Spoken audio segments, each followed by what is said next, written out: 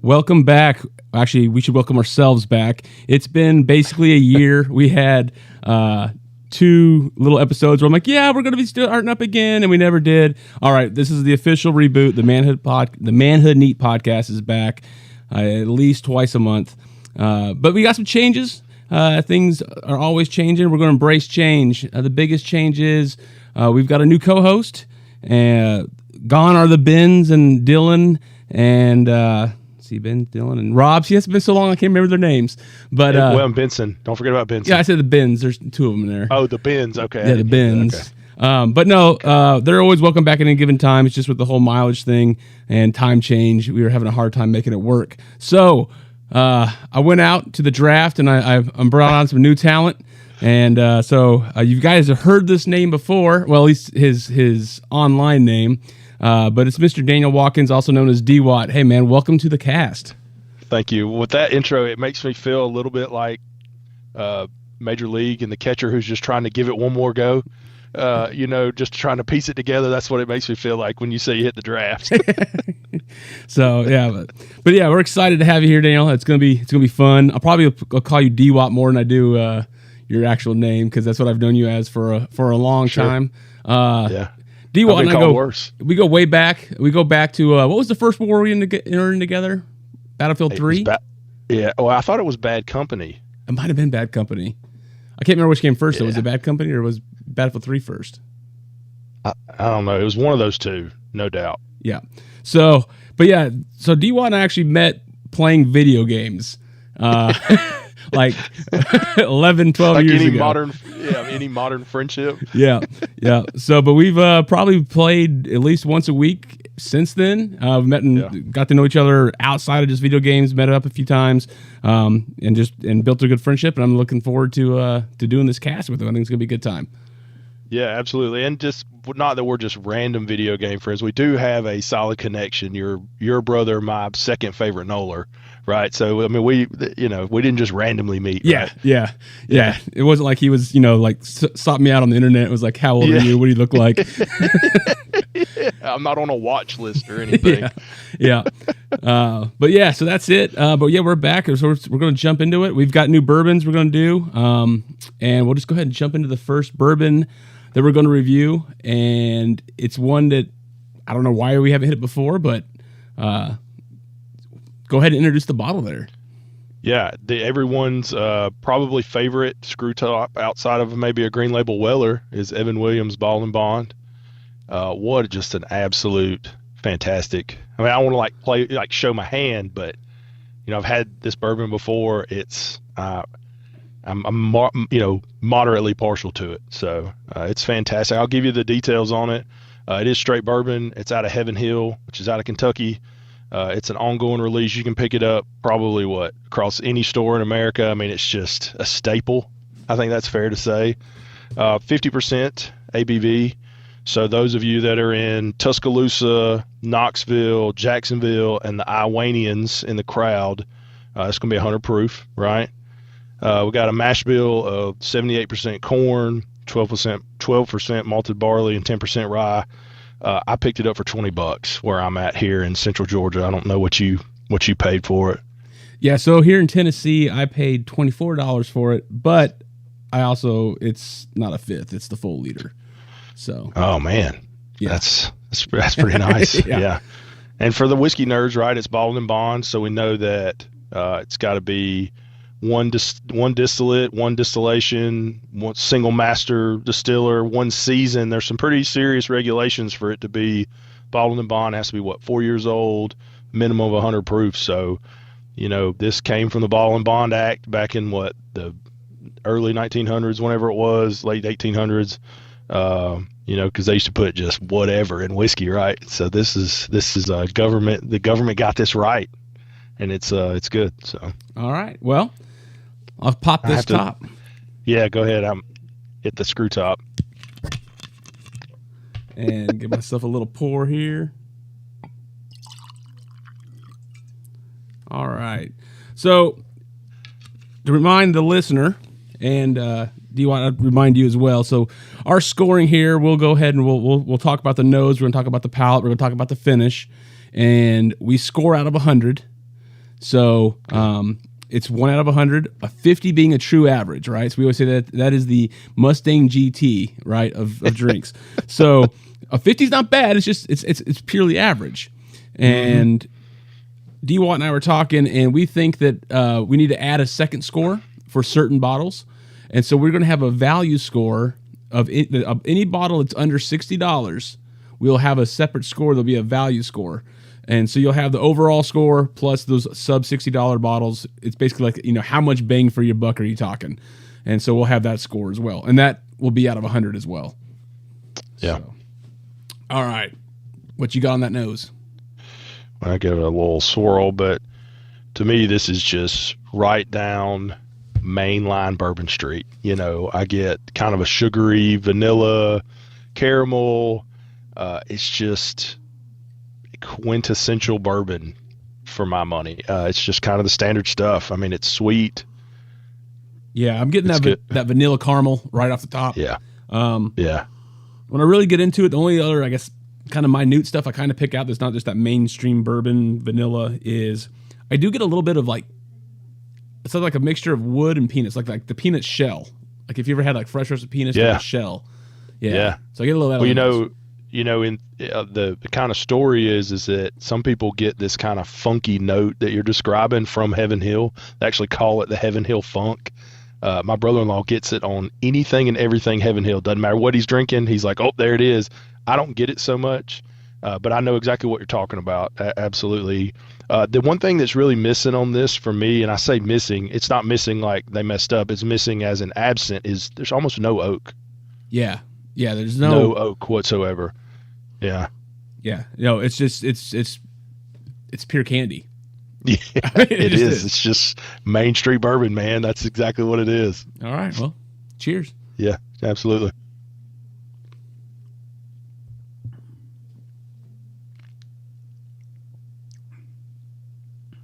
Yeah, so that palate, man, it's overly sweet. Just that vanilla caramel sweetness, just right up front, hits you strong. Then I kind of do move in a little bit of maybe dark fruit, maybe a little fig or something. Sure. But same thing. I don't get that musty, peanutty taste like I was getting on the smell as much. Yeah. But same thing on the palate. I don't. There's no char. There's no oak. Yeah. It's just it's candy. It's just candy. It is. It's candy, man. I'm the same way. For me, the nose really matches the palate, which doesn't always happen, right, in whiskey. But vanilla, caramel. I get some brown sugar, maybe a little bit if I'm getting kind of in the weeds and getting super nerdy. But and then really on the back end, and it's really weird. I get it's not ethanol. It's almost like pepper, but it's real faint. It's real quick because the finish is in and out. It's fast. Yeah. There is no fast. There's no Kentucky hug. It's in and out. But it's pretty. To me, it's pretty simple. It's not a complex whiskey, but that doesn't by any means, and again, I'm kind of showing my hand here, but it doesn't diminish it whatsoever. It's great. Yeah, I think the finish is quick. I mean, it's short. Mm-hmm. Yeah, absolutely. I do get a little bit of, to me, I get more, there's not a lot of heat there, but the little bit I do get, it's that cinnamon and that nutmeg to me, just a little bit. It's not super strong, but it's got a little more earthy flavor to it than I guess like a pepper would. Yeah, and it's not ethanol. It's not corn. It's not ethanol. It's exactly what you said. I agree. I agree 100%. But yeah, the finish is super quick, and it's just, I don't know, it's just solid, man. All right, so now, big question here. And I'm going to give you, since I don't know how you score yet, you're getting the Dylan sounder. You're getting the... Hey, that's pretty good. So what are you looking at for an overall score? Not a value score, just an overall score. Yeah. Well, to honor Dylan, hey, that is pretty good. Again, if we're going to say 50 is right down the middle, this is probably, I would say 55. I mean, it's just solid, it's just good. There's just no other way around it. It's just good. So I'm going to give it a 55. All right. So I should have played the sounder for me. This is one of my go-tos. And so I actually gave it a 60. all Okay. day. Well, we're in the same. We're only 5 points off. Only We're in the 5 same points. arena. Yeah, I've got yours is automatic, mine's a manual, so it's a little better, right? So that's Yeah. My left knee's bad. That's why I can't drive the stick. That's why.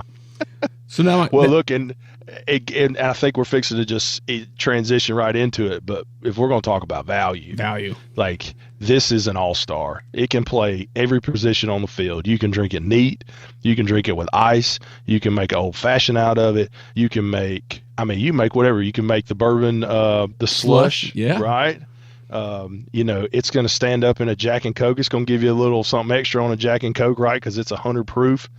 I think value-wise, this is 100 for me. Oh, you Oh yeah, absolutely. What you're getting in this bottle for what you're actually paying for. Oh man, there ain't much on the shelves that can do what this can do. I think that this and Wild Turkey 101 are, they're Hall of Fame when it comes to value. And I know a lot of people hear Wild Turkey 101 and brings back maybe some not so good memories from when they were younger and they were in college, but yeah, I think these two are just the value all-stars, man, no doubt.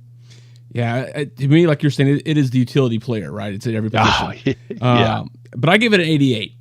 So, Okay. And the reason I'm coming in there is this is our first value score. So, I might end up wanting to go back and readjust that. Like our very first podcast, we did, Old Forester 1920, and I gave it, I can't remember, it was like a 78, and I should have scored it higher because that is it's still one of my favorite bourbons I've had. But when it's your first time scoring, you're a little gun shy to shoot super high. So yeah, well, and again, I don't mind giving this 100 because I can't think of much else value wise that's going to do that's you're going to get what you pay for in this. So again, without Wild Turkey 101 comes to mind, but outside of that, I can't think of another $20 bourbon that I like to drink neat. Yeah, exactly. That's a great point. But so that's it. That's Evan Williams Bottled and Bond. So it's got an average of 57.5 on the overall score. And all right. I'm just that one's easy. I got to do a little bit harder math. It's 12. Hey, if so we 94 for the value. Okay, yeah, that's solid. If we ever do video, if we ever got to that point, we need a Top Gear-esque, list. You know what I'm talking about? Slapping the magnets on there. Yeah, just slap it on there. That's right. Yeah. So if we do a video, we should do it from your amazing soundstage that you're in, your high-quality soundstage you're rocking in right now.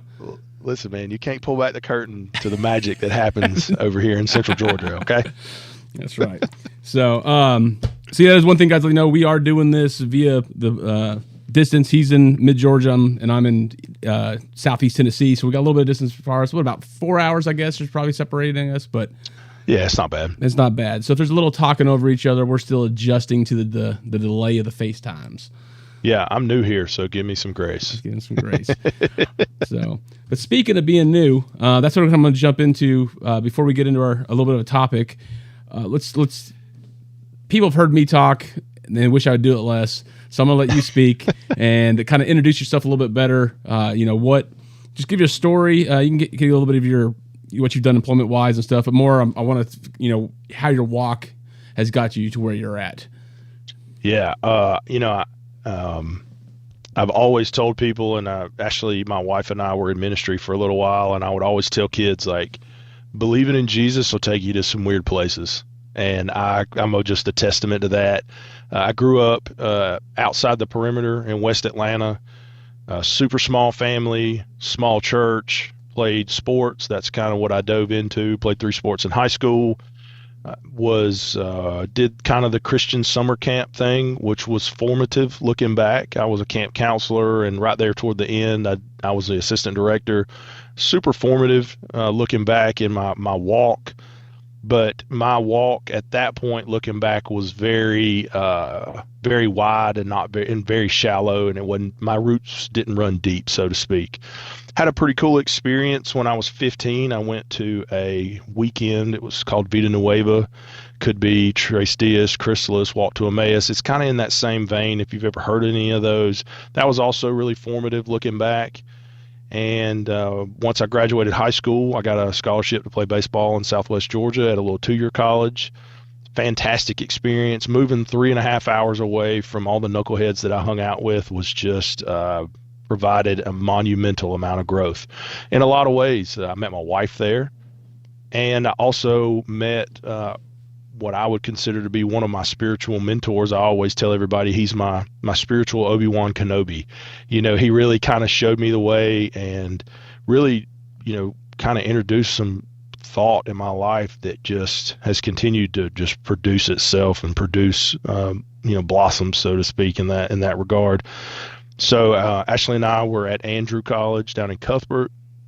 I realized very quickly in Chipola in Marianna, Florida, it was about 32 degrees, and I saw 96 degrees across the plate, and I fouled it off and didn't think I had hands for about 10 seconds. And I realized pretty quickly that the Lord may be closing the door on my baseball career. So, only played baseball for like a year and a half, 2 years. We moved up to Carrollton, which is West Georgia, almost to Alabama. Ashley finished school. We were married at that point. Ashley is from here. Again, I'm from outside Atlanta, and I really hated coming here because I was the big bad Uncle Daniel. I took this precious Aunt Ashley away. We weren't living close by, and I really didn't like Central Georgia at all. And is it the heat, the gnats, or the lack of wind? No, it was none of that. It was just I was always kind of characterized as the bad guy. And, there's no ill will there with the family now. We laugh and joke about it, but I just enjoyed being in Atlanta. All my contacts were in Atlanta. Everybody was over there. I mean, I can make a phone call. I grew up just running around Atlanta, and it just made sense for me as the man, right, to have all my contacts there. And, we were actually sitting in the hospital with my oldest, who's now 16. We were sitting in the hospital, and I just had a stirring in my spirit. And I looked at Ashley and said, what if we moved to Warner Robins? And she looked at me like I was crazy. And she said, are you kidding me? And I was like, no, I feel like the Lord is really stirring me. And so just kind of in a whirlwind, I was hired on with the sheriff down here. She was able to get a job with the school district, and man, we were here. And I had my spiritual Obi-Wan Kenobi. I had sent him an email because people at this time, everybody still had address books, right? And I said, hey, you need to change our address in your address book. We're moving down to Warner Robins in Central Georgia. He goes, well, you need to go to Perry. Our campus minister, when we were at Andrew College, was now in Perry at a church. He said, man, he's rocking and rolling down there. Y'all need to go check him out. So we walk in one Sunday, and he says, buddy, am I glad to see you? He said, I need a youth minister. And I was like, well, man, I'll pray for you. That's incredible. I'll pray about that. And he was like, no, idiot, I need you. I said, no, you don't want me, man. And, well, sure enough, a couple months go by, and we ended up being on staff there at the church in Perry. And we were on staff for 14 years, which is just wild. We never thought that we would be on staff that long, but we really felt the Lord called us. Looking back, the Lord called us here, and that was one of the reasons we were here. Ministry is wild. Just being in ministry, it's such a blessing. And then, I don't want to say it's a curse, because that's not accurate, but it can be a lot. We were in homes with defects. We were in Superior Court. We dealt with some allegations of, not that it happened at our church, but outside of the church. We had some girls who were assaulted sexually, and they just came to Daniel and Miss Ashley, right? And so it was a lot. And while all that was going on, I was working for the sheriff and trying to get promoted and kind of get my career started. And Ashley was doing the same thing with the school district. And it just was just a time period where we were just kind of doing life and just kind of had our head down. I think you're leaving out one major activity during that time. You talking about 2014 when we started playing Destiny? Yeah, that's right.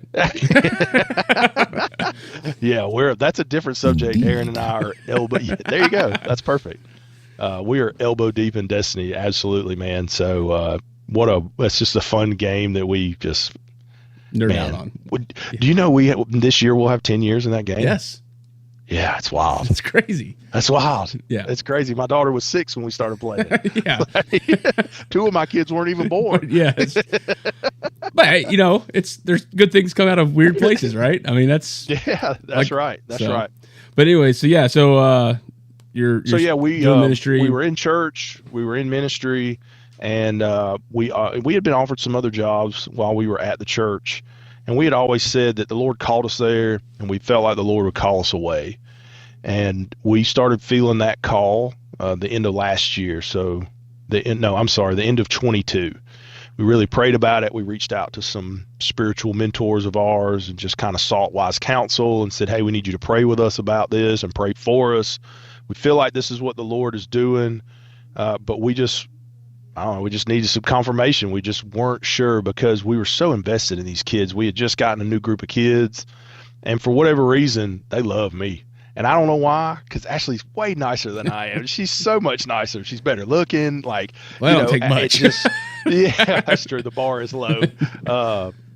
But yeah, they just fell in love with us, and we really, really hesitated on leaving. So we had told our pastor, hey, we're leaving. We told him in January of 23, hey, we're going to step down. We're going to stay on till the end of May. And he was like, perfect. I appreciate it. Y'all have been great. So we get to the point where we need to tell the kids. And I had, while all this was going on, I had kind of secretly on the side been approached about another job in public safety. I'd never thought I'd leave the sheriff's office where I was at, but this opportunity kind of came about, and I was confused, and I know that God's not a God of confusion. The Lord doesn't, introduce confusion into your life. And so kind of while all that was going on, we told the kids that we were stepping down. I'm not a crier, but I cry like a baby. And I guess seeing a grown man cry like a baby will make middle school boys cry like a baby, because they all cried, right? It was just an emotional time. They had just been so attached to us.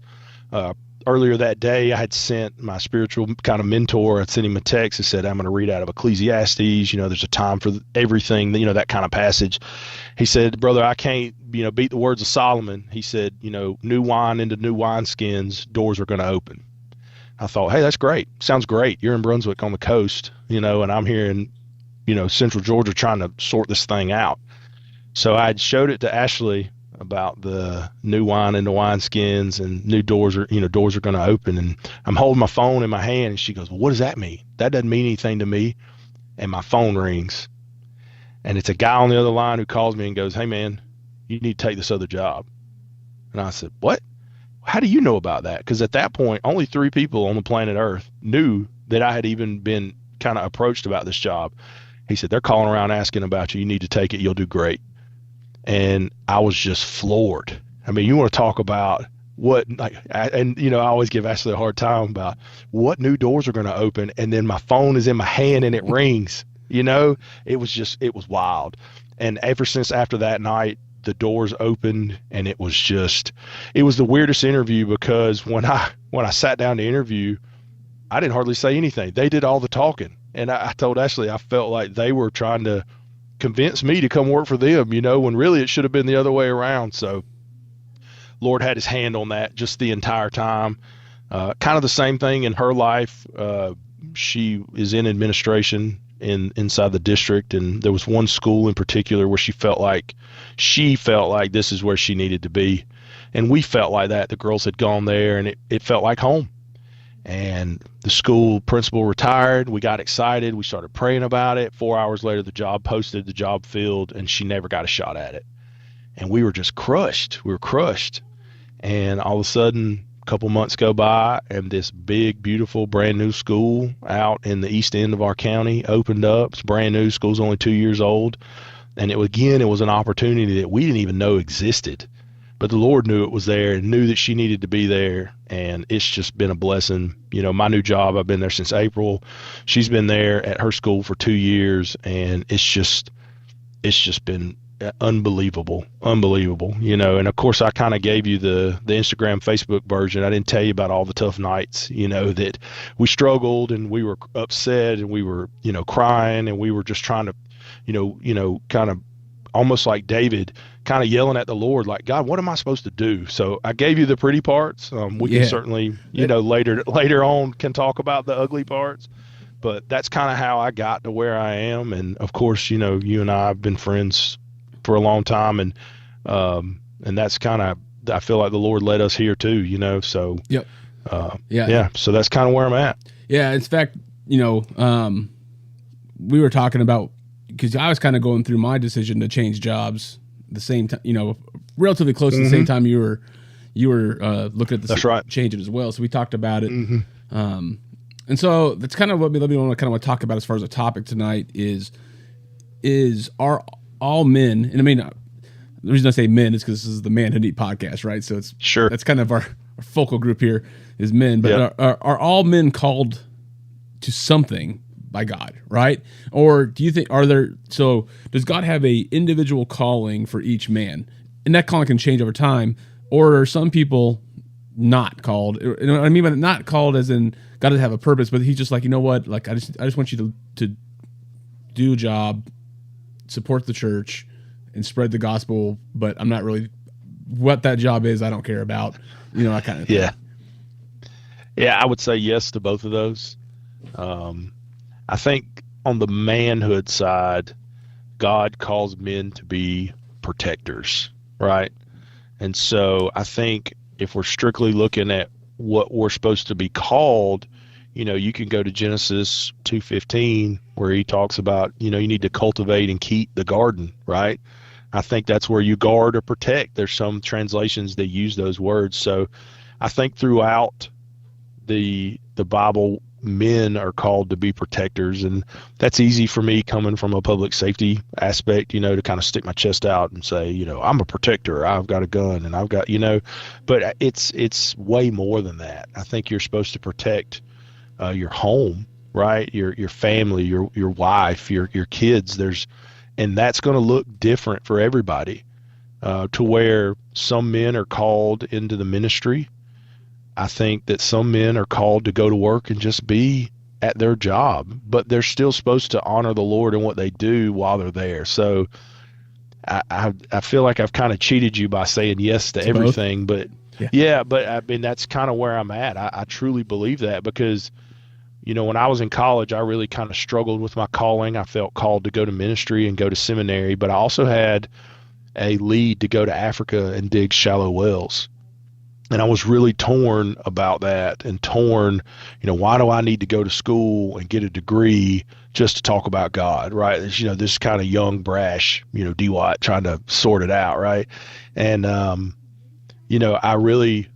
the Lord really just kind of spoke to me and was like, no, you just need to stay where you're at and just kind of bloom where you're planted. You need to be where I need you to be, good, bad, or indifferent. Yeah. So I feel like I've kind of cheated you on the answer, but I think it's both. Yeah. And so I was kind of thinking of this, prepping for this. And I do think, there's like people who have a very specific call, men that do, like you said, whether it be into eldership or leadership of the church or, or men and women that are called into ministry, as far as full-time ministry, missionary, all that stuff. But I think that all men do have a call, and like you said, the protector side. And so I was looking, I was in Isaiah. I don't know what chapter is this? It's one of the Isaiah chapters, but it's verses 16 and 17.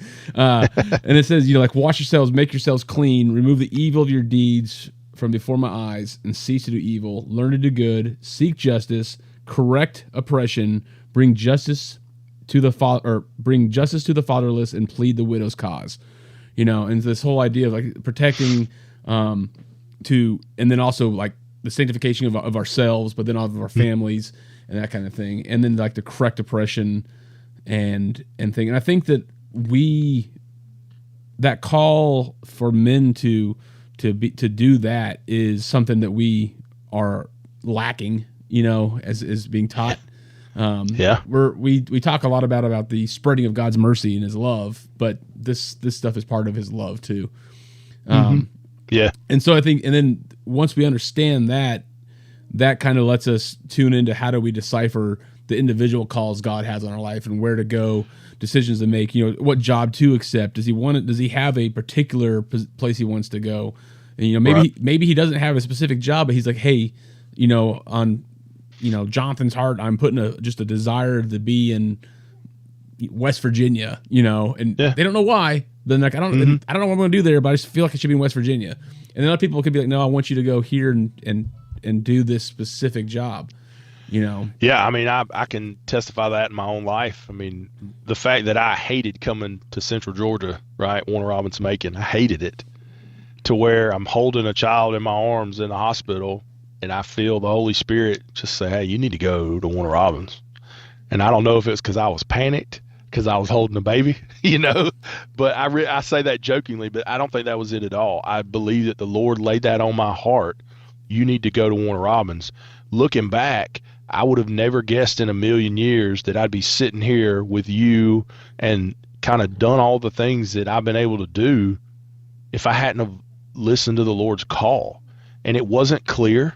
It wasn't, I want you to go to 123 Main Street and stand in the front yard next to the third pear tree on the right. Like, it's never been that. And I don't think that, I mean, it could be that, but it's never been that in my life. I can say that. But it's always been, I need you to go. Kind of like with Moses, like, I need you to go and I'll tell you when you get there. And looking back, that's really what it's been in my life is, I just need you to go, step out in faith, and we'll sort it out when your feet hit the soil. Yeah. Yeah. So what has the callings you've had, have they always just been like an epiphany moment of like, hey, something here? Or like for me, like I know God's getting ready to call me somewhere different because I just start getting uneasy where I'm at. And no matter what I do, it's like, I just got this pit in my stomach. Like something is off here. Something's not right, you know? And then finally that leads me to seeking like, okay, God, like what's going on here, you know? And then, and maybe that's just his way of getting my attention. I always say I'm a 2x4 Christian. Like you got to hit me with a 2x4 for me to get it fixed. Yeah. But for you, like what are things that I don't know, they maybe haven't been consistent, but have caused you to like look at where you calling me to, God? Like what is your call here? Or they've just been epiphany moments where God's like, boom, change. Yeah. Well, there's certainly been those kind of, what Ashley and I in our marriage have always referred to as flashing arrow signs. You know, there's certainly been those when I'm holding my phone, talking about doors opening, right? And somebody calls and is like, hey, idiot, take this job. Obviously, that's a flashing arrow sign. I can say with confidence, I can count on one hand the amount of flashing arrow signs that I've had. But for me, they've always been small, like small nudges, small. And, you know, I have a tad bit of a attention deficit issue. And so sometimes my brain, I'll be sitting there and I'll be like, man, I wonder what the penguins in Antarctica are doing right now. You know, like my brain can really run. And sometimes the Lord will just bring me back and be like, I think you need to go get up. I'm like, okay, well, I don't know what I need to do, you know, like, and so it's just always been small. I say always, that's not accurate. The majority of those times where I've felt that call or that nudging has really been something very small.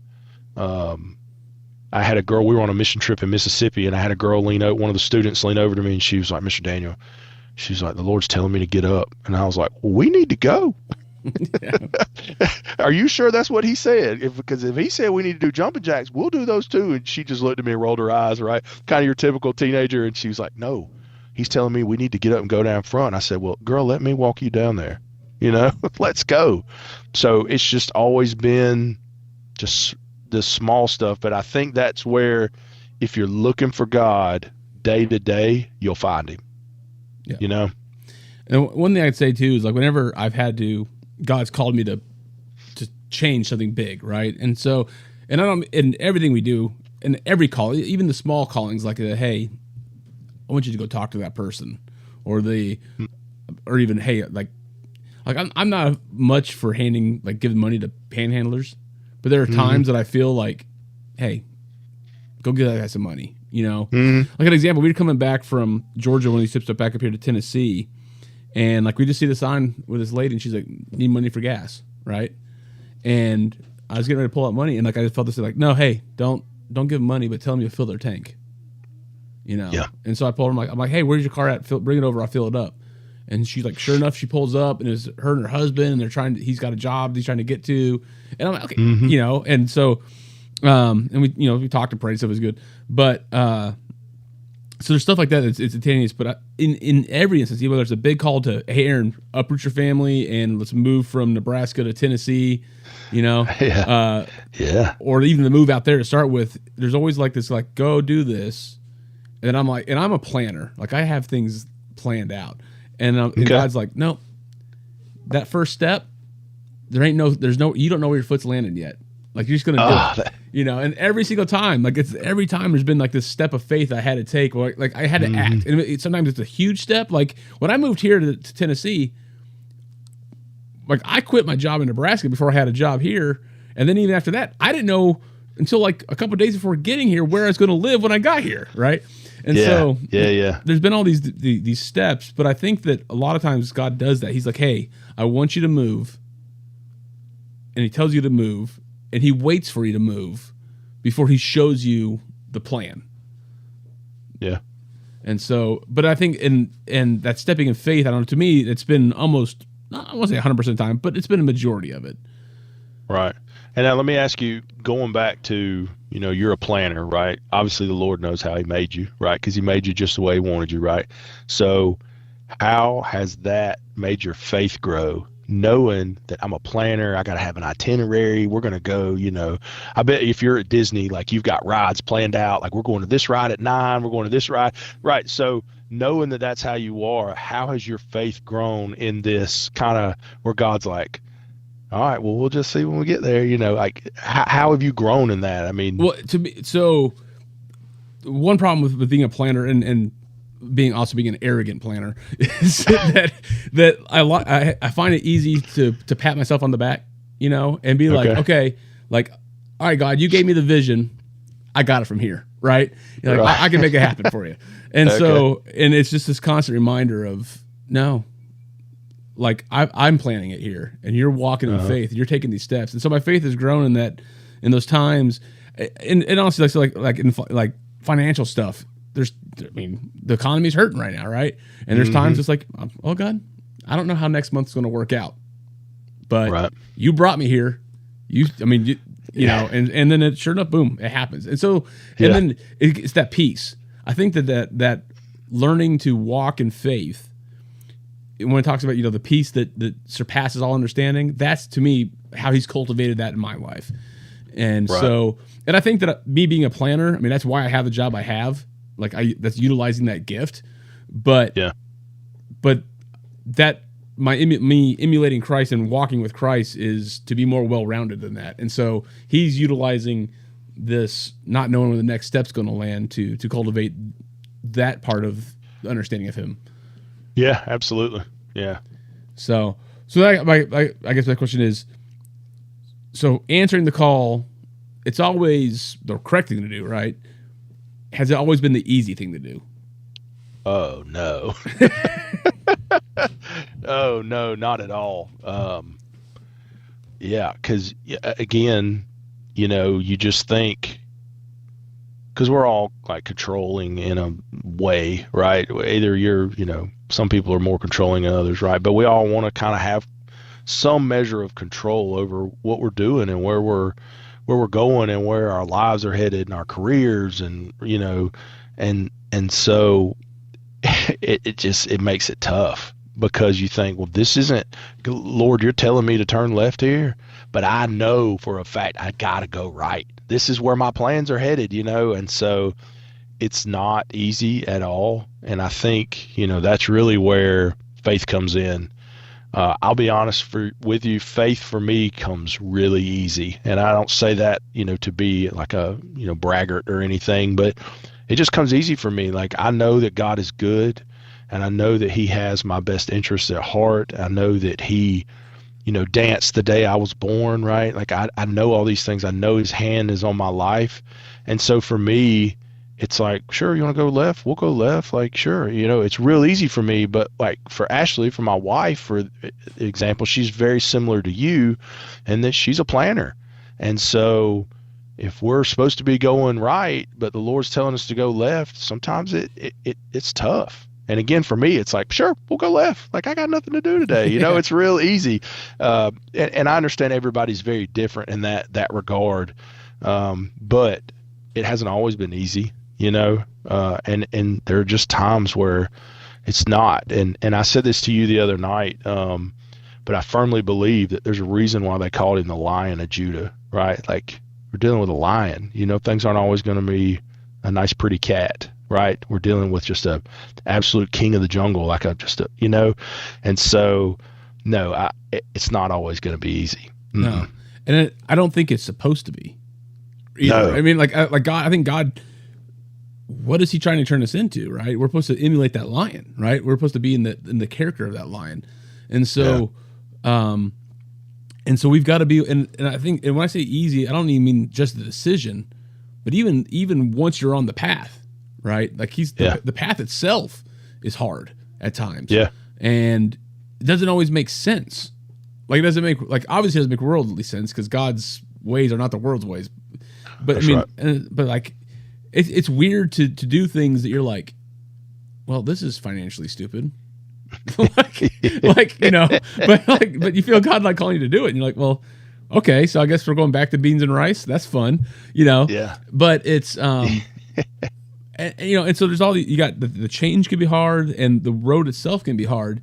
But the thing that I always find is it becomes worth it, right? And like, and so, and that's what we're talking about, like peace and that kind of stuff is that's where it comes from. Is like, this is worth it. Like, I'm actually, and I know that's really cliche and easy to say, but until you've like done things outside of God's plan, knowing it's not because that's what you wanted to do, and then felt that peace of being in God's plan, even though it's a harder air quote life, but it just is. It's worth it. And like, and yeah, like you get to the point where, like I always say, I think I thought to me it emulates this is when we were back in Georgia, when we lived down in Georgia, and we found out my wife was going to have, had to have emergency open heart surgery. Right. Mm-hmm. And we had just had the worst year we've ever had. I mean, it was like the worst possible year.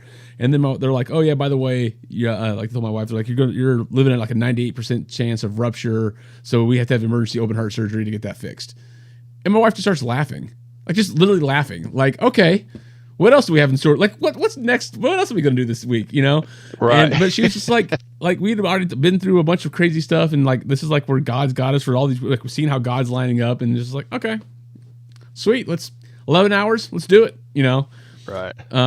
And so, but yeah, that worth it in that piece, I think is, that's the reward for answering the call, I would say. Mm-hmm. Yeah. And I think it kind of begs the question, well, how do you answer the call? Well, I think some of that is you have to seek the Lord daily, and that's going to look different for everybody. My friend that I mentioned earlier that lives down on the coast, he's a 5 a.m. Bible journal. He and I are, he sends me his thoughts. We listen to this same little devotion every morning. He sends me his thoughts, and that's what seeking the Lord looks like for him, right? Well, for me, that I'm not a journaler. Like, that's not what seeking the Lord looks like.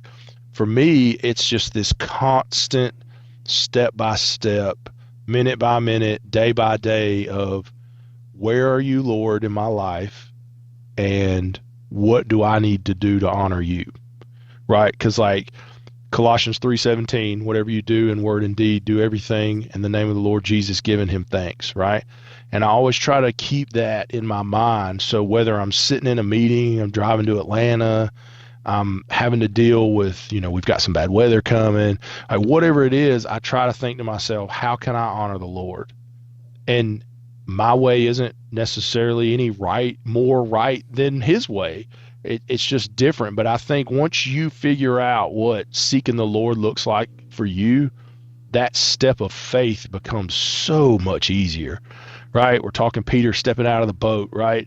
Like, that step gets easier, but it's not going to get easier unless you are locked into, you're in the Word, you're seeking the Lord, you're with people who are like-minded. For me personally, like, I need somebody to hold me accountable to some things, and that's what it looks like for me. And so I think it's going to be different for everybody, but that's what seeking the Lord looks like for me. Yeah.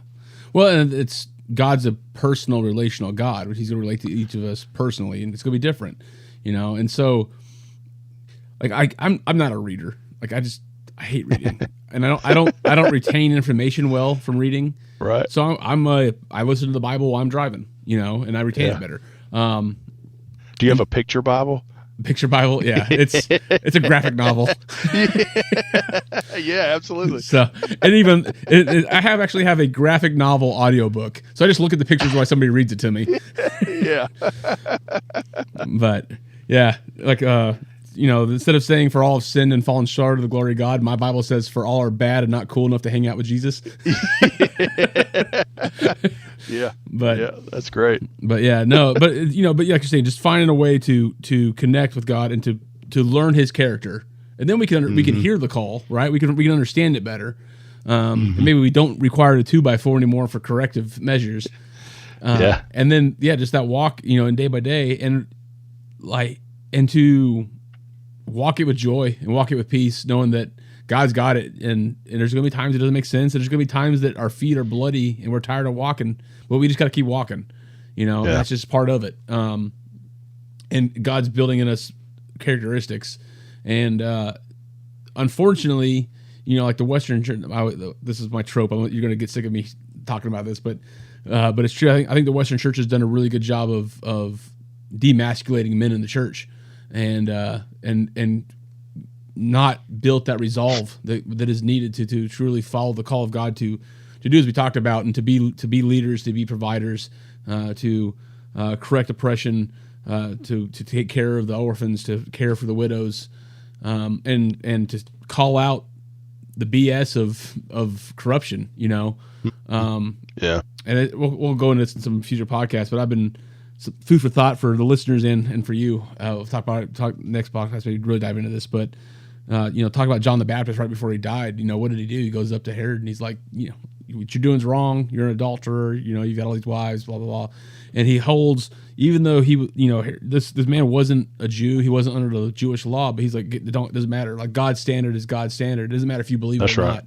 And so, and that's not what we've been taught to do. And, but I think, boy, if that isn't applicable today. Yeah, right. That's what I'm saying. But I think that we talked about the universal call to men, like it says in Isaiah, and we talked about that is the call. And so we have to truly know, in order to speak truth in love, there's no way to do that without knowing the heart of God and knowing His character, which is the only way we do that is by spending time with Him and relating with Him and answering. And then we can answer that call of being salt and light, and salt was not for flavoring, right? I mean, it is, but in that text, when it's talking about being salt and light there, it's to cast out darkness and to preserve, preservative. That's right. And a cleaner, right? Back then, like, you think about it, getting a sword slash across the chest and your buddy's like, hold on a second, I'm going to pack that joker full of salt. Like, yeah, he pulls out his emergency combat salt. Yeah. Starts shoving it in the chest wound. Yeah. Oh man, can you imagine hating somebody so much? Yeah. Yeah, we have combat galls. They have combat salt. Yeah. Yeah, it's terrible. Yeah. It's still an Israeli bandage either way. Doesn't matter what century, right? That's right. That's right. Yeah, that'd be. I think I'd rather just let me go. Just let me go. I'll take the bacteria. Yeah, let me see the Lord. That's right. That's right. So, all right, man. You got any closing thoughts or anything on this? No, I'm just excited, man. I'm honored that you would ask me, and I hope that I can live up to the standard that those guys out in Nebraska set. Man, I'm a listener from day one. I've listened to all the stuff that y'all did prior to me jumping on, and just loved it all. In fact, I've gone back and listened to the episodes again to try to, make sure that I can stay in the box with some of our jokes and whatnot. I just love the podcast, and like I said, just want to honor what those guys did and just kind of carry it forward. So I'm just excited, man. I've just been on. I've had a bunch of meetings today at work, and my brain was not there. I was thinking about penguins and what am I going to say tonight, right? Like, it's just been great, man, and I'm excited, and yeah, that's where I'm at. I'm jazzed to be here. delightful. That's right. Or in the words of Marshawn Lynch, I'm here so I don't get fined. That's right. That's right. Yeah. No, man, I'm excited about it. I think it's gonna be good. The original guys are invited back anytime. Join us and stuff. And we got to do some in person. So we're gonna have to meet up and do some, especially for the cigar bourbon episodes we'll do. So, but yeah, it's gonna be good. I appreciate you, accepting it. To the listener, if you're still here after a year of a little hiatus, appreciate you for listening. If you'd like to support the podcast, the best way to do that is just to post it on your social medias, let people know about it. Anybody you think could glean anything worthwhile off this, just shoot it their way. And if not, hey, you know what? That's cool. We're just happy talking to each other. That's right. And if you got any questions, comments, concerns, or just want to reach out, the email's still going, which is manhood.neat@gmail.com. Again, that's manhood.neat@gmail.com. I can't remember the one that Rob always used to give out. He checked that one, so I'm not going to give that one out anymore. But yeah, so we look forward, and we'll be back in a couple weeks to hit it up again. And absolutely. Yeah. Well, hey, you want to close us out in some prayer? Yeah, absolutely. Dear Lord, thank you again for our time tonight, Father. We hope that our conversation just honored you. Just pray that you would be with our listeners, Father, that the words that we spoke tonight, that they would speak to their heart, Father, that if they are struggling with a calling, if they're struggling with a decision, that they would seek you, they would seek your guidance, they would seek your wisdom, Father, and that it would be a flash and arrow sign for them, Father. I just ask that you would be with us this week, that everything that we do and say that would honor you. We ask all this in Jesus' name. Amen. Amen. All right. We'll catch you guys next time on the Manhood Neat podcast. Hey, you fixing to get on the finals? Yeah. All right. We'll see you there. Yeah. All right.